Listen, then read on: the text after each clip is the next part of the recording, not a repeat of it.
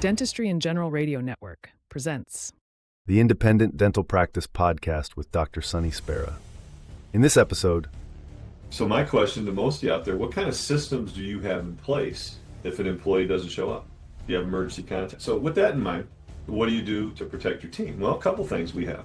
Number one, we have a panic button at the front desk, just like in banks. Press it, immediately goes to the police. Okay? Second thing, now, short of locking the door and letting people in one at a time, our doors are open, so we're vulnerable. Our team came up with this wasp spray. And if you spray it, it shoots up to 20 to 30 feet away. Right? So if you have someone coming in somewhat threatening manner, you can defend yourself from a decent distance away. So these are all systems and things you got to put in place as a business owner, as a leader of people. Well, these are all thought processes that go through your minds once you've had some training in that. When and Why Your Practice Needs Communication and Systems, featuring Dr. Sonny Spera in a solo episode.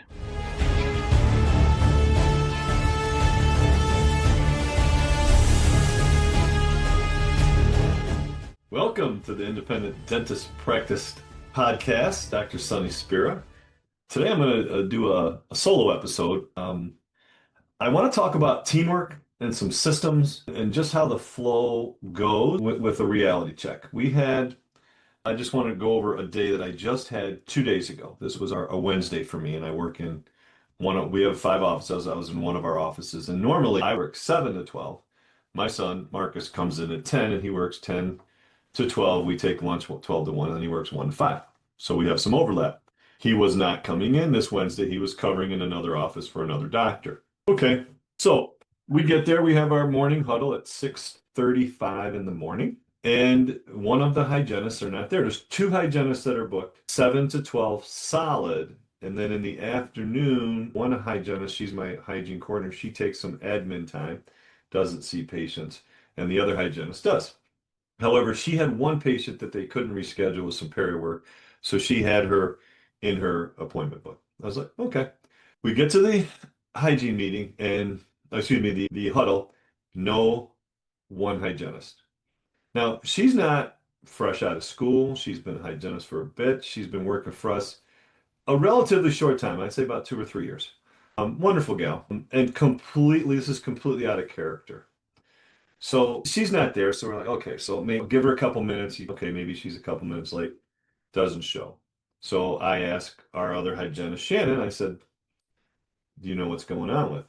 And she said, I know that she was closing on a house because she called me Sunday to cancel Monday, and I moved some things around, so I covered for her Monday.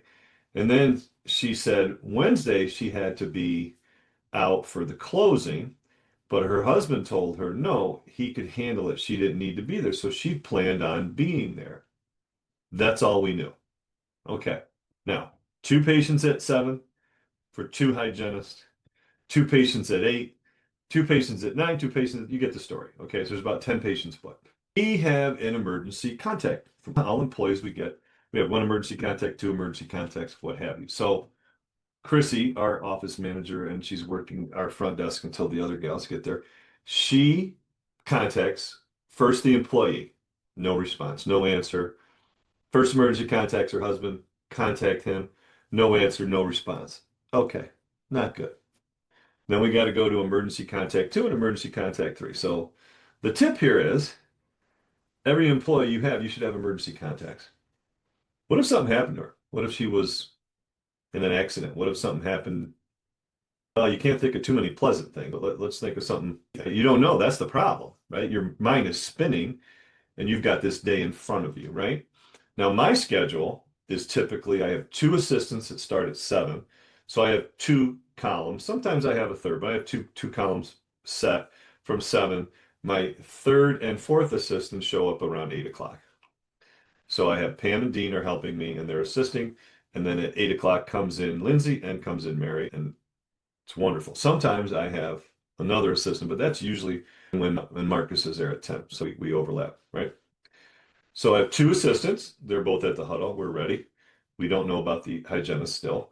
And I have my hygiene coordinator, who's my lead hygienist for all the offices. She helps coordinate things. Her name's Shannon. And Shannon's a bubbly personality. She's wonderful, giddy, a delight to be around. All right, what are we going to do? First thing we look at are the two 7 o'clock appointments. One assistant, Pam, she goes down and she's going to help Dennis. Dean, my assistant, is now going to see both of my patients. Now they come in, fortunately, each of them come in slightly staggered. And this is a godsend, okay? So the first hygiene patient that shows up comes in, it's about 10 to 7. She gets seated right away. Shannon goes to work for her.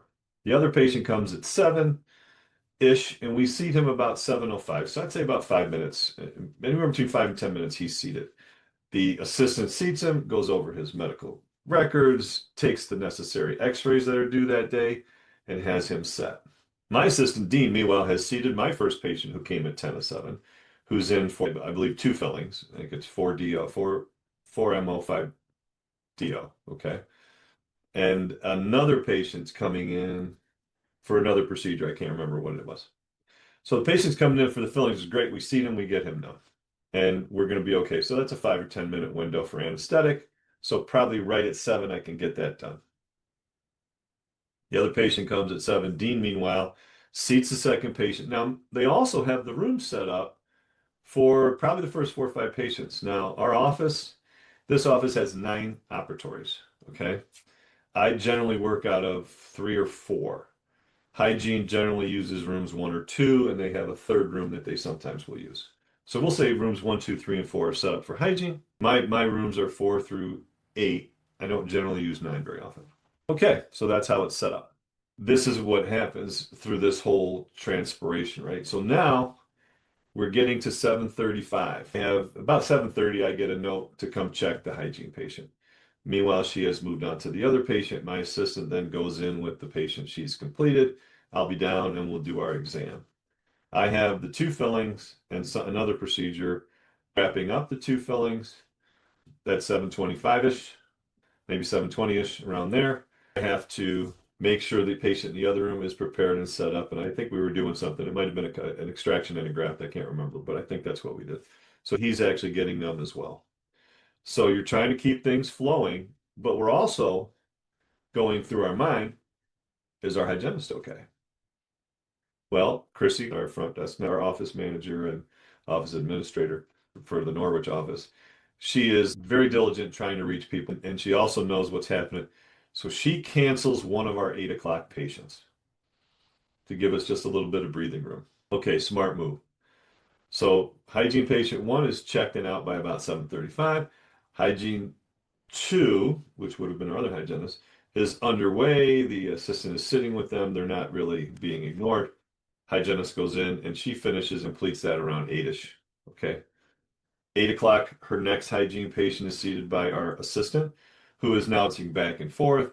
My 2 other assistants have shown up, and I have 3 more patients that are there. So I now have 3 or 4 rooms actually going. Second thing, my office manager says, we can move this 11 o'clock appointment.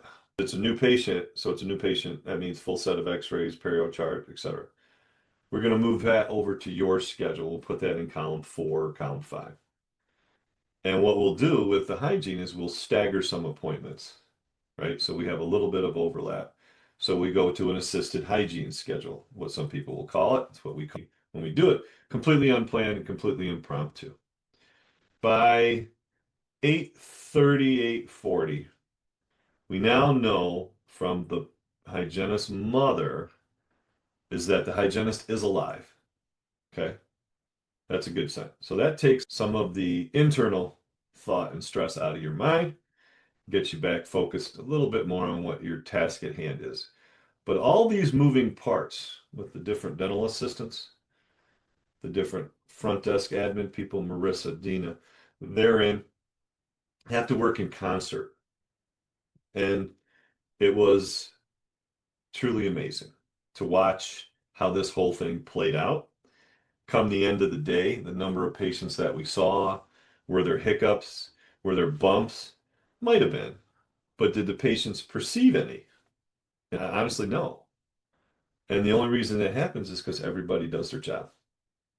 And then everybody has to recognize they got to do something maybe a little different than what they thought they were going to do at 6:30 in the morning before they showed up or before we got over huddle. But they had an idea. So I've got to run my schedule, see the patients that I'm supposed to see. I've got to hop to it a little faster to get to hygiene because I don't want patients in hygiene waiting, and I know that the hygienist has not a chance to go to the bathroom or take a drink, right? There's no wiggle room whatsoever in her schedule. The way it also worked is there was a brother and sister coming at that 11 o'clock slot. So we shifted it a little bit to have a slight overlap. So one was a 40-minute and another was 40 minutes, and there was a 10-minute overlap. So that ended up taking approximately that time slot, about the same amount of time, but she was seeing both of them. The hygienist really needs an assistant to work with. She doesn't have to clean any room. She doesn't have to take anything down. She pretty much can go from room to patient, and all the other steps are handled. So if I have a treatment plan and it's lengthy, it's going to take more than just doing a quadrant of fillings or something. It's got steps, it's got perio, it's got phase 1, clean out decay, it's got phase 2, restore, it's got steps to it. You all understand what I mean by that. So those take time. And I'm cognizant of what I got to do and what I've got to deal with, in addition to what's working with the hygienist. So my question to most of you out there, what kind of systems do you have in place if an employee doesn't show up? Do you have emergency contact? Have you ever called them? We've had situations where we called the police to do a well check. Said the patient hasn't shown up for work. It's not like them. It's 11 o'clock. They're supposed to be here, let's say at 10. They're not here. They are unreachable. And all their emergency contacts we have not been able to reach. Here's their address, and the police are more than happy to go to find them. And does it upset the person? Not really. Initially it is, but you got to understand the scare that goes through your mind when you start to go through all the possible sequela, right, or consequences of someone not really fulfilling their responsibilities like they always do. Now, if you have an employee or a team member that's constantly tardy, hit or miss, they call out often, it's a different conversation. But like I said, here's a hygienist who's very responsible. And the comment, well, this is not like, well, that's not like her. No, it's not like her. So we have to make sure on her safety. Just like your team and the people under your employees, what's the number one priority for you? Has to be their safety.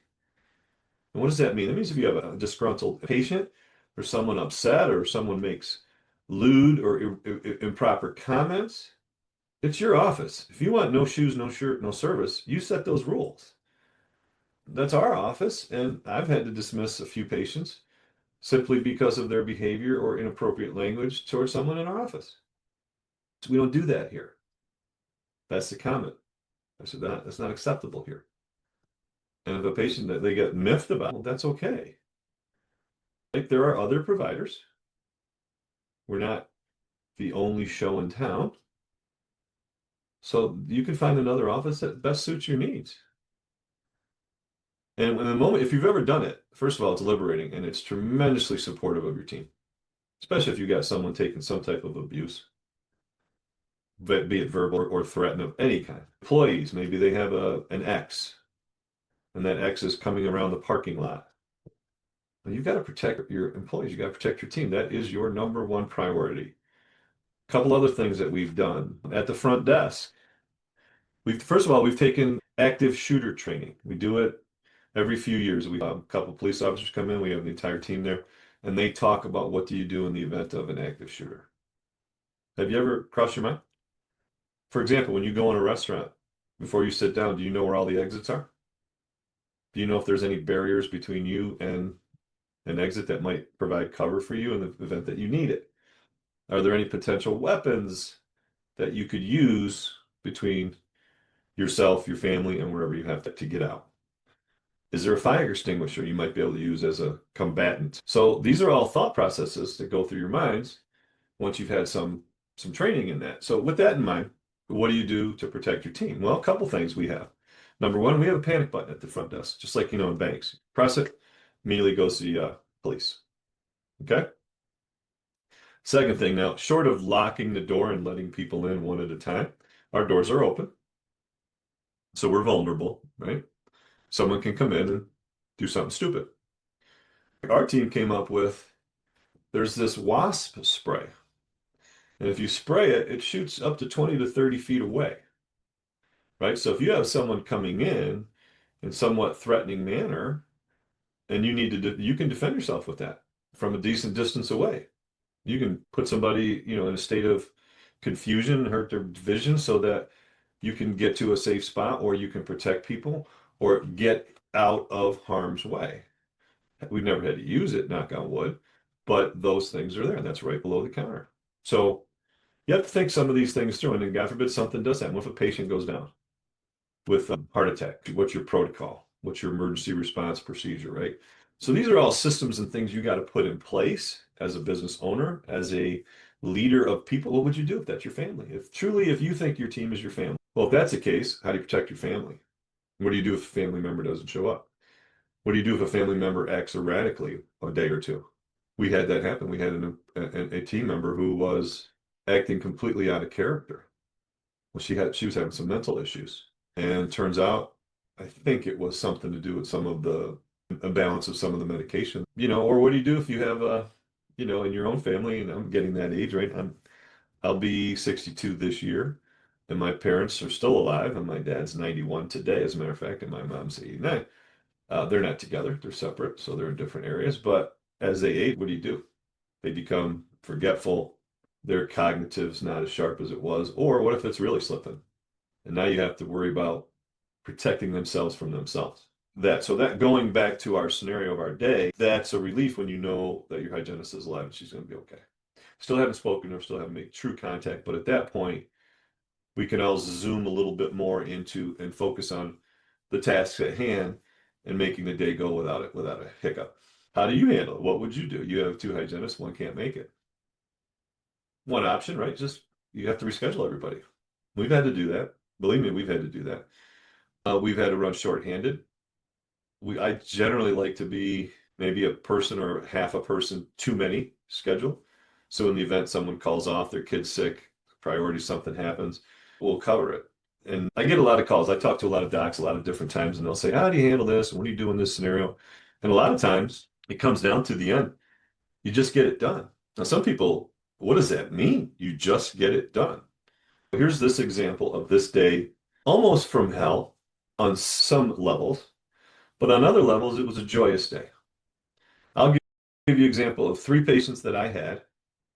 I wouldn't say nightmares, but I'm sure nobody that's listening to this is going to want to sign up to treat them. Okay, first one is a patient. He comes for a consultation to see me a couple months ago. He had seen a prosthodontist. He had 2 implants on the lower. He's a dentulist, except 2 implants, let's say 22 and 27 area. And he's got the locators in them and everything.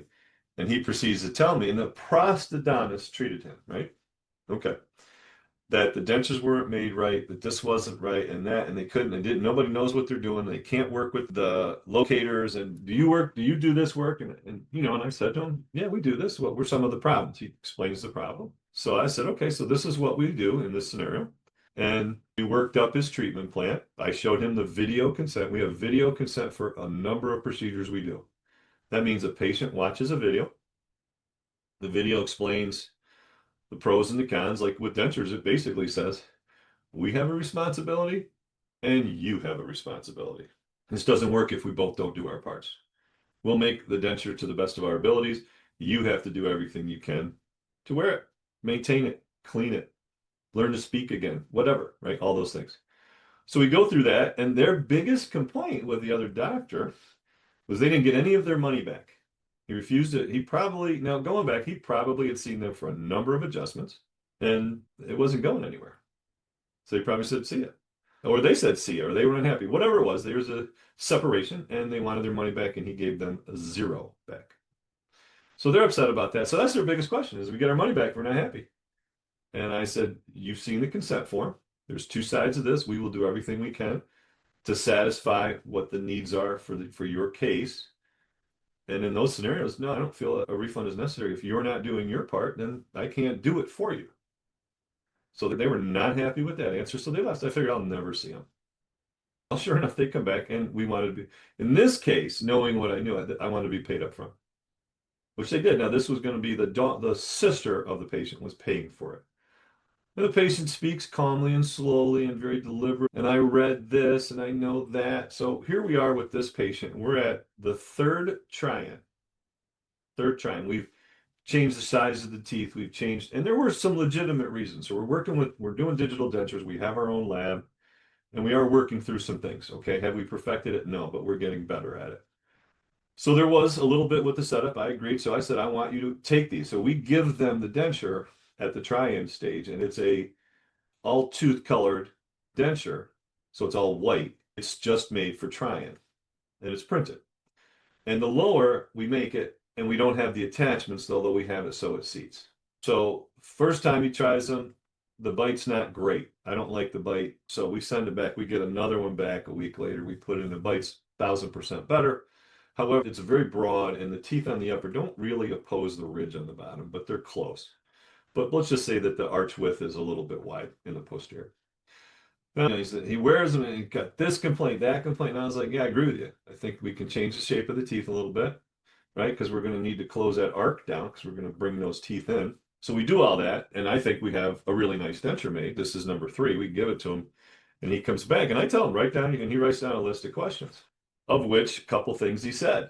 One of which, and I'll never forget it because I've never heard it in 35 years, I have an uncontrolled bite. My bite is uncontrolled. And I said, I'm sorry, I've only been in practice 35 years. I don't know what an uncontrolled bite is. Illuminate that for me. And he proceeds to say, like, when you're biting and then you feel something slip, so you start to bite more.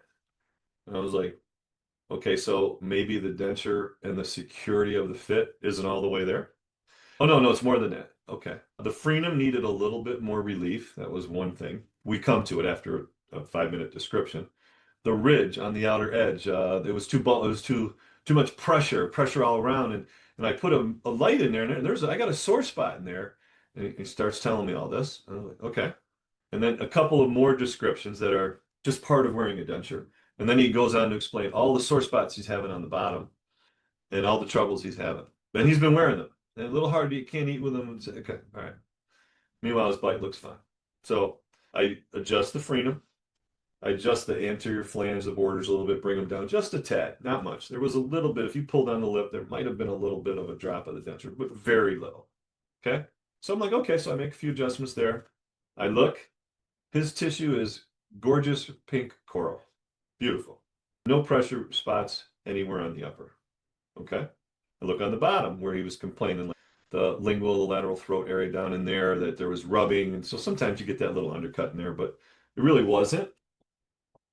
I don't see anything in there. I do relieve a little bit of his lingual frenum a little bit for some reason. I don't think I had to, but I did a little bit. And all his borders are pretty decent. Now, granted, it's not locked down. It's not snapped onto those locators. We haven't put them in. And I was going to change out the locators to a little bit smaller cuff because part of his implants were exposed at that point already. So he had a pretty high protrusion on each of the gums with both the implant showing and the locator on top of that, the cuff, right? So let's say he had a 5mm cuff. I was going to make it a 2. And I had all the parts and everything. So we went through all this, and I adjusted part of it. And I just said to him, I've adjusted the things that I can see that I think need adjusting. Oh yeah. And he said, oh, and I measured across the arch. It went from 2 3/4 inches to 2 1/4. Digital dentures, I was reading about them, and they're just a work in progress, and people don't know what they're doing with them, and it's a learning curve. And maybe your guy that you're using, or you don't know what you're doing. And I was like, it could be. I said, could be. I've only done it 35 years, so it could be, right? All these things are possible. So as he's going on, I said, I've made the adjustments that I can make. And the reason that the 2 3/4 is 2 1/4, remember I told you, I felt there was too wide, and that was your other complaint before. So that's us addressing that. The other thing we can do, there is a solution here. We can separate. I don't have to finish this for you. You've already said, and you've said it quite plainly, that you don't believe this is going to work. I can guarantee you, since that's your belief, that that's going to happen. I can't overcome that. That's something you've predetermined in your mind. I can adjust this, I can adjust that. But some of the complaints that you have are simply the fact of that's how a denture is. Okay? They're mainly for looks. They're not always perfect for chewing, but we will make them as good as we can humanly do, But that still may not satisfy your expectations. We may not meet your expectations.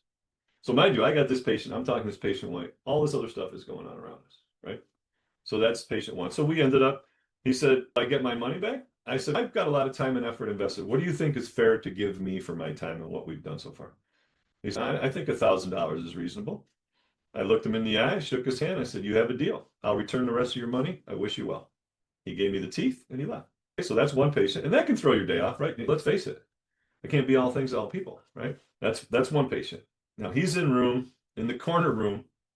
It's room 7. In room 8 is a patient, 14-year-old. He's Asian Korean, nice young man, right? Has a large kind of birthmark on his left side of his face. Wears his hair drooping down, covering his left eye and part of his face. And you can know why. You know, he's got a big, like a Sturge Weber type of birthmark. Nice kid. And we're going to take out some teeth for orthodontic reasons. He's super crowded. I have never seen the patient at length other than they came to ask me about ortho, and I looked at it and said, you need to see an orthodontist. This is messy. This is going to take a lot of work.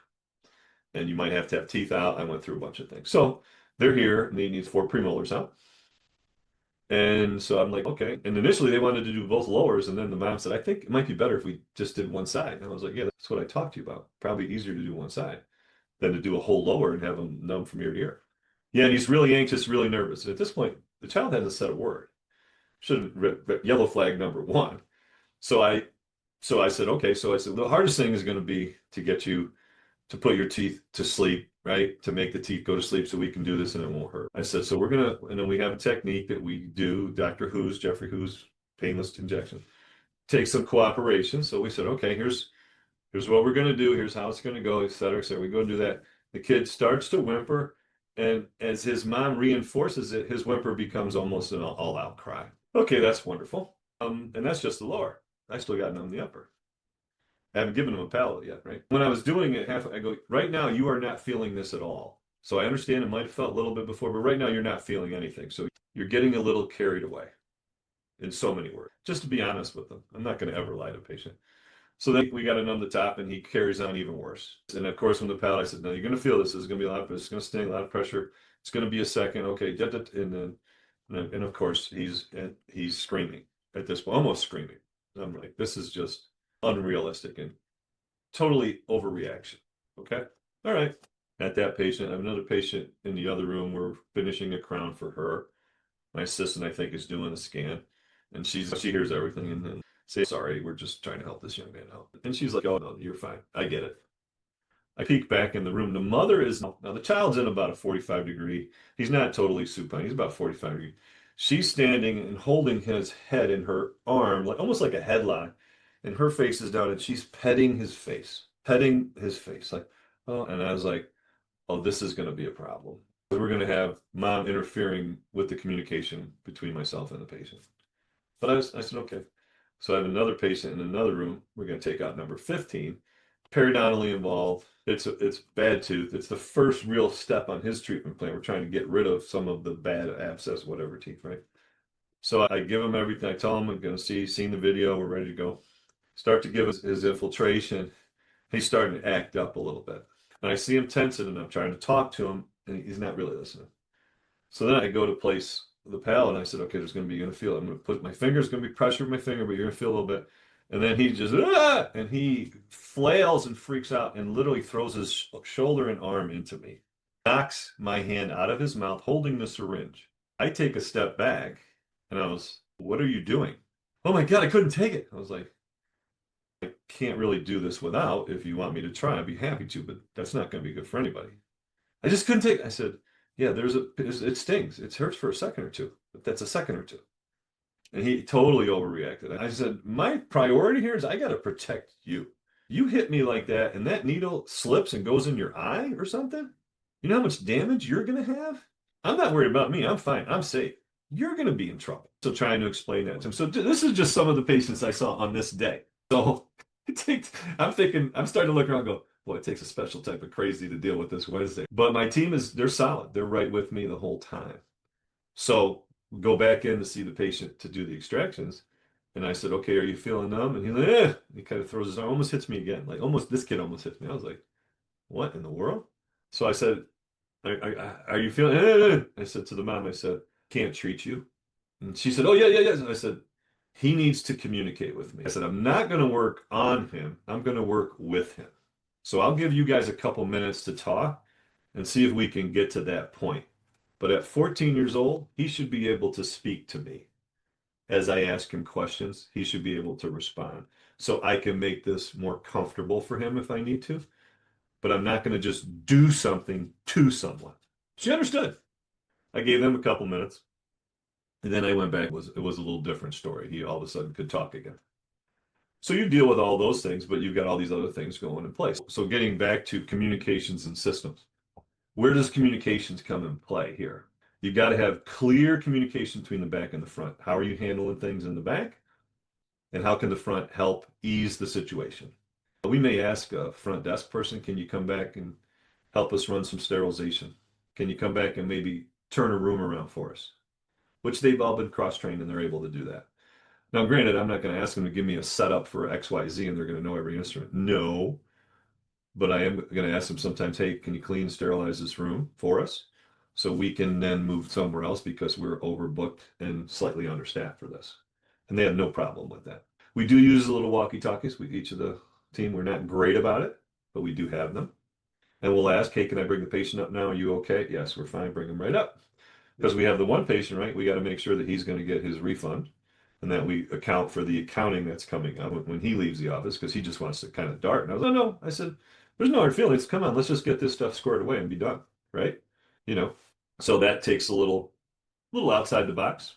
That doesn't happen very often. I can't remember last time it's happened, and honestly, but it does happen if that's how it works, right? Communication now, systems. What systems are in place? So typically each patient, we have a printed routing slip. Printed routing slip goes into the rooms. It's held by a little clothespin on the wall. We use that as reference when we're working and back and forth with things. Always try to refer to the patient in their name. Ethan, Joseph, Mr. Barnes. Oh, by the way, these are made up names. The names are changed to protect the innocent. Okay. But on our staff number, I'm using their names. So Shannon, because I want them to be if they hear this, I want them to be recognized for the just awesomeness that they possess. Shannon, our hygienist, above and beyond. Pam and Dean, how they handle the situation with 2 assistants doing the work of 3 for an hour and a half. And then Mary and Lindsay came in, almost like a beam of light was behind them shining. It was wonderful. And they helped us handle the rest of the day and handle a couple of, we'll call them fragile patients. That's a fair word because I don't want to call them crazy. But you can use whatever word you want. You understand. You've seen patients like that. We all have them, right?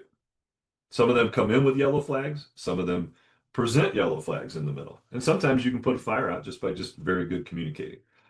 So I just wanted to be really clear with what we expect, how we do things. And the inter-office and the interplay between all parts was just magical. That doesn't happen unless you have systems in place.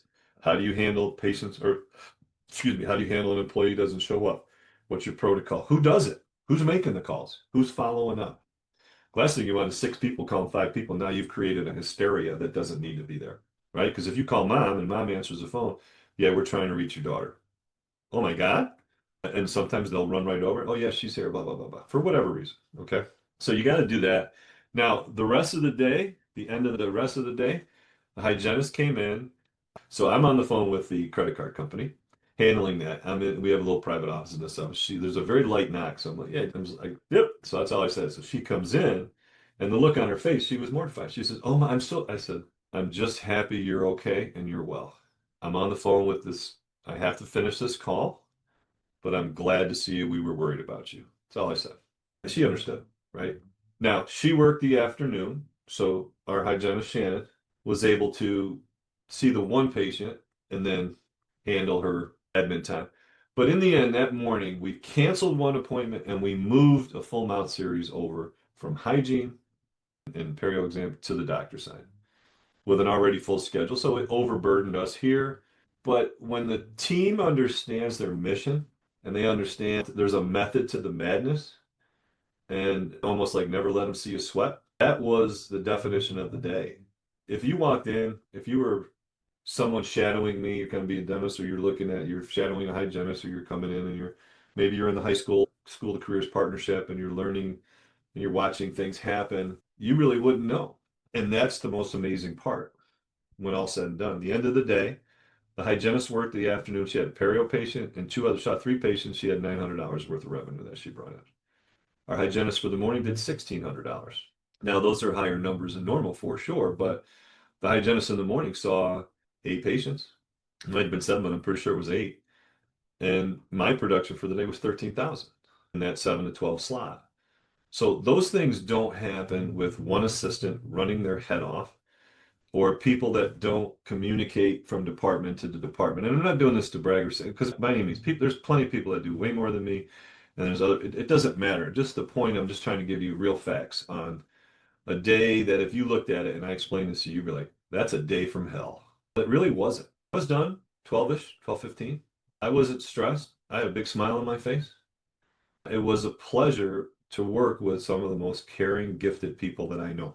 But hire them, train them, trust them. Linda Miles, never forget. Hire, train, trust. And probably the hardest part is the trust, because dentists can be control freaks and perfectionists.